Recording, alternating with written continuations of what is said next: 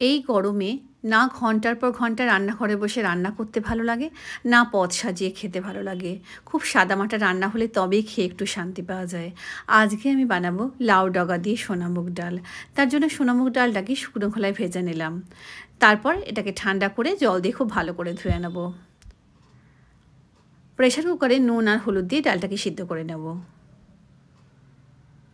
ডাল সিদ্ধ হয়ে গেছে, এবার ডাল ঘুটনি দিয়ে খুব ভালো করে ঘুটে নিলাম। কয়েক কোয়া রসুন থেঁতো করে নেব। কড়াইতে সর্ষের তেল গরম করে শুকনো লঙ্কা আর গোটা জিরে ফোড়নে দিলাম। দিয়ে দিলাম হলো থেঁতো করে রাখা রসুনটা। হালকা নেড়ে চেড়ে এর মধ্যে দিয়ে দেবো হলো লাউ ডগা আর লাউ পাতা কুচিয়ে রেখেছিলাম সেইটা। দিয়ে দিলাম নুন, হলুদ গুঁড়ো, আদা বাটা। একটু নেড়ে চেড়ে শাকটা একটু মজে গেলে সিদ্ধ করে রাখা ডালটার মধ্যে দিয়ে দেবো। দিয়ে দেবো হলো পরিমাণ মতো জল। কয়েকটা চেরা কাঁচা লঙ্কা দিয়ে খুব ভালো করে ফুটিয়ে নেব। স্বাদ মতো একটু চিনি দিলাম যাতে খেতে ভালো লাগে।